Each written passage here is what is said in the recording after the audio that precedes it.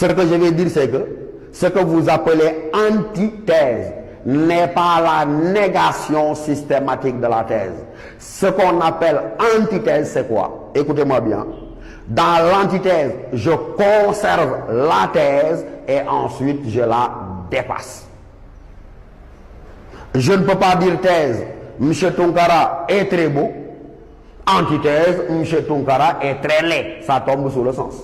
Donc, quand j'ai dit, on conserve ce qu'on avait dit et on le dépasse, après avoir dit thèse, M. Tounkara est très beau, antithèse, vous dites, même s'il est très beau, il aurait pu être plus beau s'il était tel, s'il était tel. Vous avez conservé qu'il était toujours très beau, mais que vous l'avez dépassé. Ce qui est rigoureusement inadmissible, c'est ce que j'ai dit, que vous puissiez dire dans la deuxième partie ou la tête adverse que M. Tounkara, après avoir dit qu'il est très beau, que M. Tounkara est très laid.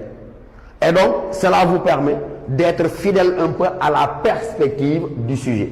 C'est vrai que le sujet est un champ ouvert, je suis d'accord. Et surtout les sujets que vous avez au bac. Il est absolument rare, pour ne pas dire que ça ne s'est presque jamais produit, qu'un sujet vous enferme dans les limites d'une seule leçon. C'est pourquoi la consigne que je vous donne, ne partez jamais du cahier de cours vers le sujet, mais partez toujours du sujet vers le cahier de cours et vous voyez vous-même la différence. Celui qui part du cahier de cours vers le sujet, c'est celui qui se dit lan mo génn. Lan mo génn, ça veut dire mais à quoi ou à quelle leçon se rapporte le sujet. C'est la meilleure manière de faire hors sujet, de passer à côté de ce qu'on vous demande. Parce que généralement, le sujet qu'on vous donne au bac est un sujet de synthèse qui peut nécessiter que les arguments j'aille les chercher de qu'est-ce que la philosophie jusqu'à l'esthétique.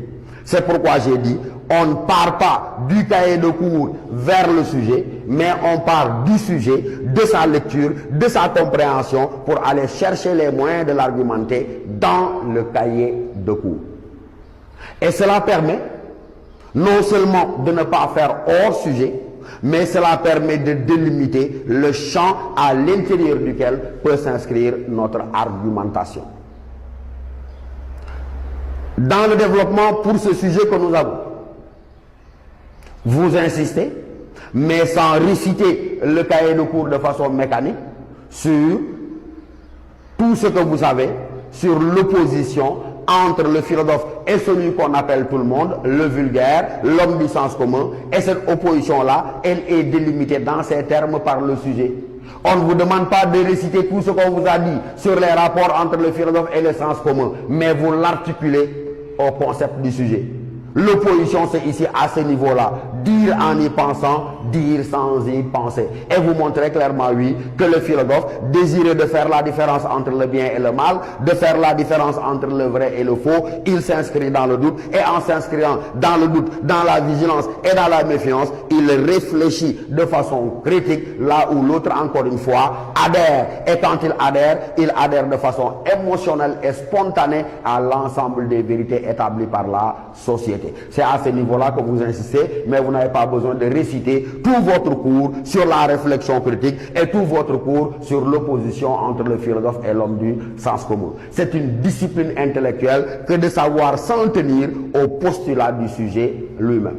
Et dans la deuxième partie, c'est là où maintenant on attend de l'élève sa capacité à réfléchir de façon critique. Parce que quel est le but de la philosophie? On vous l'a dit, à travers les différents systèmes et à travers la contradiction habituelle à laquelle ils sont confrontés, mais vous vous rendrez compte que simplement la finalité est de faire naître en vous cette capacité à réfléchir par vous-même et à réfléchir de façon critique, à prendre vos distances avec toutes les fausses évidences, avec tous les préjugés, toutes les opinions, toutes les croyances naïves et spontanées acceptées comme telles. Donc l'attitude de l'homme du sens commun est une attitude d'adhésion, j'ai envie de dire émotionnelle et sentimentale, alors que l'attitude du philosophe, elle n'est pas exigée du sentiment, mais elle est simplement une activité de réflexion critique, parce qu'on vous l'a dit et répété, pour l'essence, la philosophie, elle est d'abord et avant tout une activité rationnelle.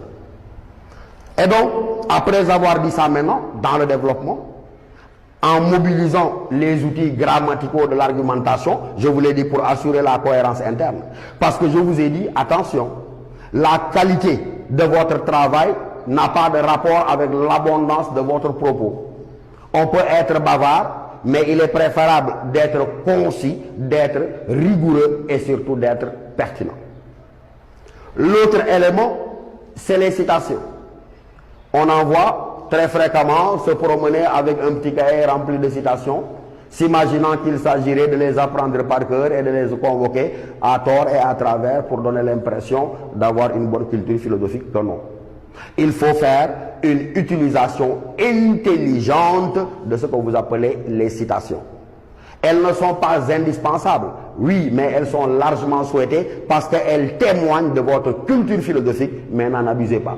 Il ne s'agira pas d'un défilé de modes d'auteur, mais j'ai dit, contentez-vous de 2 ou d'un maximum de 3 citations. Vous avez fait votre première partie, à la fin, citation, phrase de transition, deuxième partie, à la fin, citation. Donc j'ai dit, maximum 2 ou 3 citations suffiront à éclairer. Pourquoi vous le savez? Parce qu'on vous l'a dit, la philosophie est d'abord et avant tout un effort de réflexion, mais de réflexion personnelle. Et donc il ne faudrait pas abuser de ces citations-là. Il ne faudrait pas également les forcer. Elles devraient naturellement venir d'elles-mêmes parce qu'elles s'imposent au moment où vous êtes en train de vouloir les convoquer. L'autre élément important, c'est de veiller à l'équilibre des parties. Je conviens avec vous qu'on a forcément plus d'idées ici que là-bas, mais vous verrez vous-même, et vous êtes d'accord avec moi, qu'il serait absolument inélégant d'avoir 3 pages pour la première partie et 2 pages pour la deuxième partie, ou 1 page pour la deuxième partie.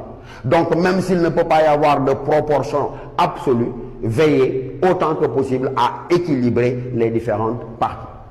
Et ensuite, comme je l'ai dit, non seulement je m'appuie sur les outils grammaticaux de l'argumentation, mais également je dois faire en sorte que les transitions puissent être assurées. Parce que ce sont les transitions qui permettent au correcteur de surveiller la progression de mon argumentation. Lorsque une copie est bien présentée, le correcteur qui a 400 ou 500 copies, il ne se fatigue pas parce qu'il surveille les phrases de transition et ça lui permet de voir la progression de votre propre raisonnement. Vous pouvez déjà faire une synthèse partielle à la fin du développement. Mais n'oubliez pas que dans la conclusion maintenant, qui est la dernière étape, vous allez avoir 3 parties fondamentales dans la conclusion. La première partie, c'est le résumé, le bilan ou la synthèse des différentes articulations de développement. Et la deuxième partie obligatoire, c'est le moment par lequel vous prenez position. Ça veut dire quoi? Que vous répondez à la question posée par le sujet. Parce que dans tous les cas, on vous a dit qu'en pensez-vous, ou bien on vous a posé une question directe. Je ne réponds ni dans l'introduction, je ne trahis pas de réponse non plus dans le développement, mais ce n'est qu'au niveau de la conclusion que je prends position. La troisième chose que vous avez apprise depuis très longtemps, elle est facultative, c'est le fait d'ouvrir le sujet à 2 autres perspectives. Mais retenez-le, 2 étapes contraignantes dans la conclusion. D'abord, la synthèse, le bilan des différentes articulations de développement et ensuite la prise de position en évitant bien sûr la première personne du singulier. Ne dites pas moi je pense, mais dites de notre point de vue, à notre avis et donnez votre position donc par rapport à la question. Voilà donc les exigences minimales auxquelles vous devez être astreint lorsqu'il s'agit du travail de dissertation philosophique. Je crois que vous avez retenu l'essentiel de mon propos, à savoir que accorder une place extrêmement importante à la lecture, à la relecture et à la compréhension du sujet. L'introduction, de grâce, vous l'écrivez entièrement au brouillon. C'est le premier contact entre vous et le correcteur et donnez-lui envie, je dis bien, de continuer à vous lire. Vous savez bien ce que je dis. Quand je dis donnez-lui envie au correcteur de continuer à vous lire, ça veut dire que si vous commencez par écrire philosophie PHY et à aligner les fautes dans la première phrase, il vous lit, mais quelque part la note est déjà donnée dans son esprit. Donc ça veut dire quoi? Travaillez, retravaillez votre introduction en sorte que, encore une fois, elle donne la promesse d'un développement et d'une conclusion conséquente. C'est pourquoi donc il faut lui accorder toute l'importance. Et je vous ai dit, dans cette introduction, il y a une étape fondamentale à laquelle le correcteur attache la plus grande importance, c'est l'étape de la problématisation. Ça veut dire quoi? Il part du principe que, comme je vous l'ai dit au début de mon propos, philosopher, c'est être capable de voir la difficulté, de voir l'ombre dans ce qui paraît être évident, l'ombre dans ce qui paraît être de la lumière. Et donc c'est à partir du moment où vous aurez montré clairement le problème posé que véritablement vous vous êtes donné les moyens presque d'avoir une bonne dissertation. On pourrait multiplier les sujets. Parce que c'est cette étape-là qui est importante. Et généralement, la difficulté prend la forme peut-être d'une contradiction. Un autre sujet, déjà sorti au bas, juste pour qu'ensemble, on s'habitue à voir la difficulté et à réussir notre problème d'articulation. Le sujet dit, un acte peut-il être inhumain? Mais je n'ai pas de problème. Quand le sujet dit un acte peut-il être inhumain, mais vous vous dites tout de suite, attention, qu'est-ce qui fait problème si je vous posais la question à l'un de vous? Je crois que n'importe lequel d'entre vous mais pourrait tout de suite me dire, Michel, il y a problème. Il y a problème à demander, mais un acte peut-il être inhumain? Et où se trouve le problème? C'est évident. Il est dans la contradiction qu'il y a. Le problème, disais-je, est dans la contradiction qu'il y a entre un acte et inhumain. Parce qu'en principe, un acte posé par l'homme devrait-il être inhumain, mais un acte posé par l'homme, on devrait en dire qu'il est humain. Et donc le problème, c'est de se demander comment un acte posé par l'homme peut-il en même temps non pas être humain, mais être inhumain. Et vous voyez déjà. Travaillons toujours sur un autre sujet sorti au bas. On vous dit, toujours pour nous aider à nous familiariser avec la mise en évidence du problème, on nous dit le rationnel est-il le critère? On nous dit le rationnel est-il le critère de la vérité? C'est déjà un sujet sorti au bas. Et vous êtes capable vous-même de me dire, mais qu'est-ce qui fait problème? Ce qui fait problème, c'est qu'on puisse me demander si le rationnel est, je souligne volontairement, si le rationnel est le critère de la vérité.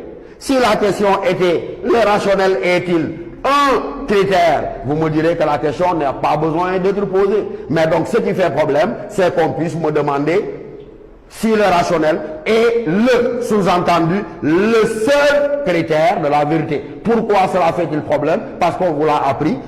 Le rationnel, dans rationnel, nous avions ratio en latin qui signifie la raison. Et donc, ce qui est rationnel, c'est ce qui est établi par la raison. Or, on vous a dit, dans le cours sur philosophie et religion, sur philosophie et mythe, sur philosophie et magie, qu'il y a des vérités autres que rationnelles. Ça veut dire quoi? Il y a des vérités qui ne sont pas de l'ordre du rationnel. Et s'il y a des vérités autres que rationnelles, comment le rationnel pourrait-il être le seul critère de la vérité? On pourra multiplier les exemples. Prenons-en un dernier. Bac 2013, peut-être, si je me souviens bien. Le sujet disait, vouloir la certitude, n'est-ce pas tuer la philosophie? Voilà ce que disait le sujet. Mes chers élèves, si on fait le même travail, dites-moi où se trouve la difficulté. Vouloir la certitude, n'est-ce pas tuer la philosophie? Qu'est-ce qui fait problème? C'est évident. C'est qu'il y a deux notions contradictoires, et ces deux notions ici, mais on vous l'a déjà dit et vous le savez, c'est la notion de certitude et c'est la notion de philosophie. On vous a tous répété, à s'inquiéter, ce mot de Bertrand Russell, vous vous en souvenez? La valeur de la philosophie, disait Bertrand Russell, doit surtout résider dans son caractère incertain. Et si la philosophie donc baigne dans une incertitude permanente du fait de l'impossibilité pour elle d'apporter des réponses définitives à ces questions-là, tout le monde sait donc que le jour où la philosophie se fera certitude, elle cessera d'être philosophie. Donc la difficulté, comment demander si la certitude ne tuerait pas la philosophie, si on sait que par essence et par définition, la philosophie, elle se veut incertaine parce que n'admettant jamais de réponse définitive. Et vous avez donc vu un peu, à travers ces 2, 3 ou 4 exemples, nous avons tenté de vous donner les clés de résoudre la principale étape, la plus difficile de l'introduction. Ça veut dire apercevoir la difficulté et poser clairement le problème. Je répète, là vous direz, si il y a des vérités qui ne sont pas découvertes par la raison, comment le rationnel à lui seul pourrait-il être le critère de la vérité? Le sujet qui disait un acte peut-il être inhumain, vous dites la même chose. Si, comment un acte posé par l'homme releverait-il non pas de l'humain, mais de l'inhumain, etc., etc. Et quand vous serez habitué à vous répéter et à vous exercer autour de cela, vous serez parfaitement apte à apercevoir la difficulté et à vous donner les moyens d'avoir une très bonne dissertation. Parce que contrairement à beaucoup de préjugés, la dissertation n'est pas une épreuve impossible. Mais elle repose, comme je vous l'ai dit, sur une exigence de rigueur, sur une exigence de clarté dans l'exposition et sur une exigence simplement de pertinence. Mais vous le voyez, avec ces exemples-là, peut-être que dans les autres séances à venir, nous insisterons encore sur des sujets et cela nous semble assez important pour vous permettre de réussir avec succès l'épreuve de dissertation philosophique au baccalauréat avant que nous puissions passer à l'autre épreuve à laquelle vous êtes soumis, c'est l'épreuve simplement de commentaires philosophiques. Excellent.